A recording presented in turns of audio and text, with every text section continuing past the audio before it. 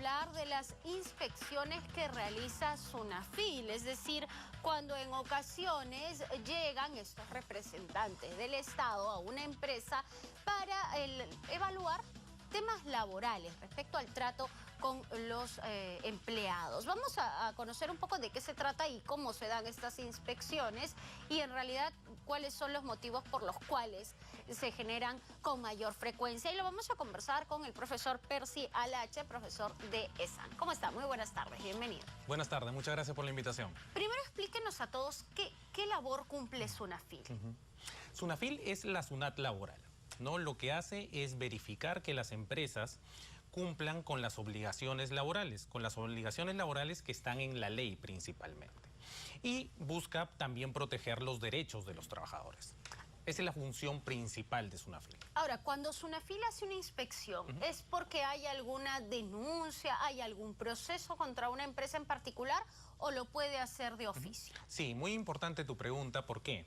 Porque SUNAFIL tiene dos mecanismos para hacer un operativo, ¿no? Ya sea cuando va a haber algún beneficio puntual, ¿no? Con el pago de las vacaciones, de las ETS, las gratificaciones o por denuncia. Y aquí un punto importante para los televidentes, ¿no?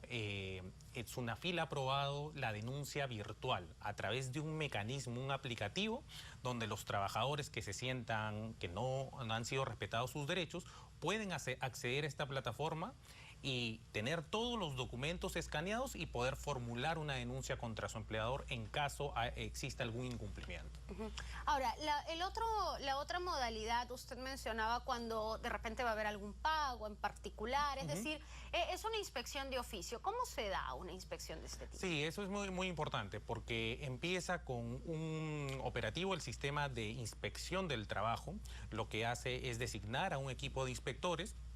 Ahora que ya se tiene presencia nacional, inclusive, ¿no? SUNAFIL ya tiene en 11 departamentos presencia, ¿no? Y luego de eso, designa al equipo inspector, ve qué materia ha sido de alguna manera denunciada o la que va a ser materia de operativo, como pueden ser despido arbitrario, vacaciones, gratificaciones, discriminación salarial o hostilidad, que es un tema de coyuntura, ¿no? Hoy se ha aprobado inclusive una norma de hostilidad. Acoso, inclusive, podría ser. Exactamente, ¿no? Y a partir de eso llega la empresa, ¿no? Llega la empresa y hace toda una investigación del caso para ver si la empresa ha cumplido o hay alguna infracción ahí también. Justo allí tiene las materias que generalmente se suelen inspeccionar y hay varios simpáticos, los últimos sobre todo. Sí. Reclamo sindical y tercerización, que es algo que se ve mucho en las empresas peruanas. Sí, fíjate, aquí es los 5 puntos críticos que básicamente la inspección ha detectado que incumplen las empresas,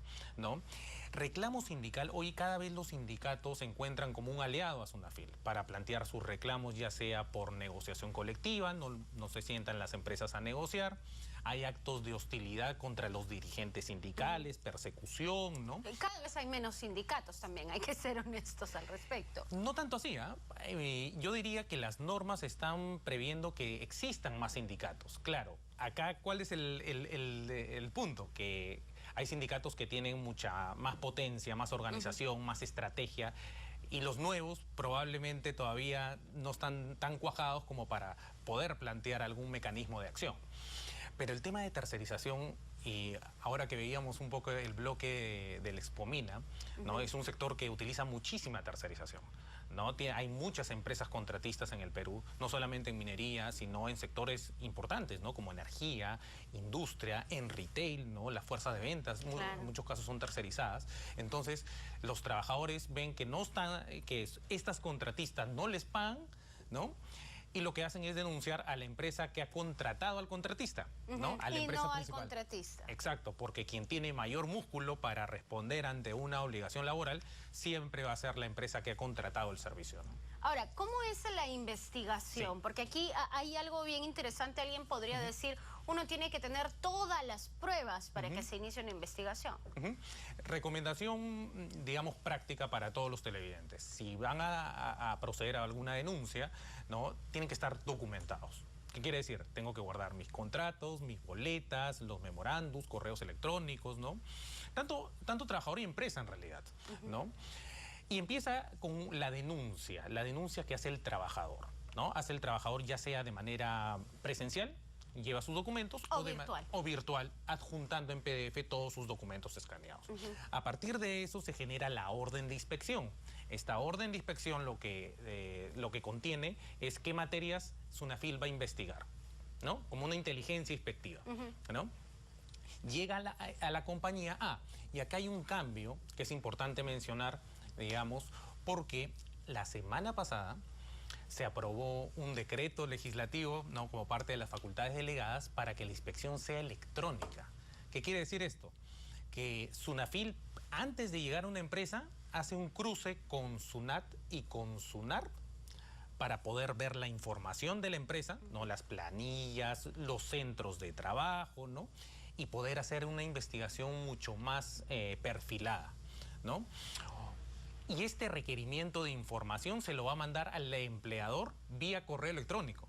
Por eso los empleadores tienen que tener mucho cuidado en tener actualizados sus cuentas de correo, ¿no? Porque por ahí se va a canalizar la información.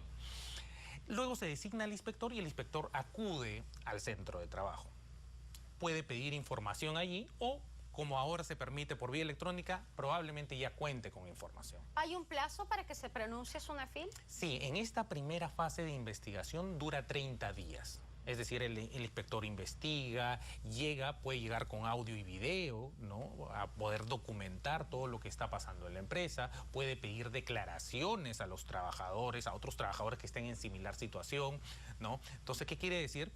Que no solo Sunafil tiene una estrategia ya planteada de investigación, sino que los empleadores también en esta onda tienen que tener un protocolo de atención de los inspectores para poder pasar una inspección en buenas condiciones. Claro. Ahora, respecto a la situación por la cual van a realizar este operativo, necesariamente tienen que comunicarle a la empresa, venimos porque tal persona, tal empleador ha denunciado, supongamos, hostigamiento.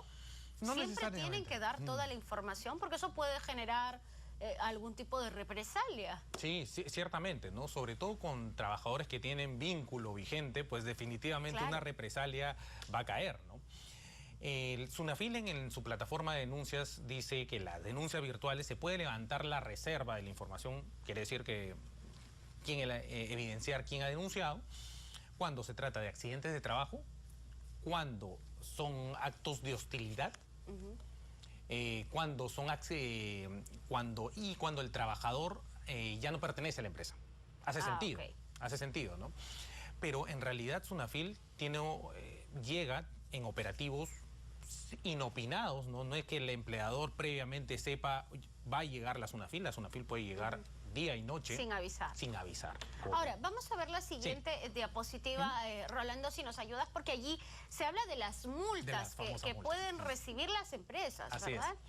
Sí, ahí quiero comentar algo, porque la sensación del empresariado, ¿no?, nacional y de las micro y pequeñas empresas es que, claro, la concentración de Sunafil en las investigaciones son la mediana y la gran empresa, ¿no?, en base a este tarifario. Pero sin embargo no hay una fiscalización fuerte en microempresa, ni un trabajo decisivo contra la informalidad, que es el gran problema nacional, ¿no? Entonces, si reducimos el espectro de investigación de Sunafil, estamos hablando del 30% de la economía, ¿no? Que es formal. Que es formal y que muy... De esta magnitud, ¿no? Correcto. Mediana y gran empresa. Correcto. Y lo que pasa es que la sensación de la mediana y gran empresa es que Sunafil solo llega a ellos. Y llega frecuentemente, o sea, ya prácticamente en el año conviven con 3, 4 visitas de Sunafil, ¿no? Y los multan y hay una investigación mucho mayor, ¿no? Es como una cacería en un zoológico, ¿no? No se diversifica la inspección. Yendo un poquito aquí al cuadro, podemos ver que tiene 3 partes, ¿no? Y para leer esto y para que lo puedan entender los televidentes con bastante claridad, el cuadro tiene doble entrada. La primera es la gravedad de la falta. Para eso, Sunafil... Claro, si es leve, grave o muy grave. O muy grave, ¿no? Por ejemplo, no entregar documentación, una infracción leve. No entregar los contratos de trabajo, una infracción grave. Cometer actos de discriminación acto muy grave. Bueno, pero para entender en gran magnitud depende de si es una microempresa, una mediana empresa, una gran empresa y depende de la gravedad para colocarle la multa a una empresa. Correcto, porque ahí podrás apreciar que en la primera parte está la microempresa, que es de 1 a 10 trabajadores, la pequeña empresa de 1 a 100, y claro, ya la gran empresa que supera los 100 tiene multas más altas. Mucho más altas. Y dependen de la UIT también, ¿no? Bien, profesora Lache, muchísimas gracias por estar con nosotros y bueno, explicarnos un poco que sí, que existe una forma en la que los trabajadores podemos realizar una denuncia. En muchos casos se escucha en situaciones de despido arbitrario, ¿verdad? Que las personas acuden a Sunafil, pero no es la única situación. Muchas gracias, profesor, por estar con nosotros. Este fue nuestro bloque Más que Economía.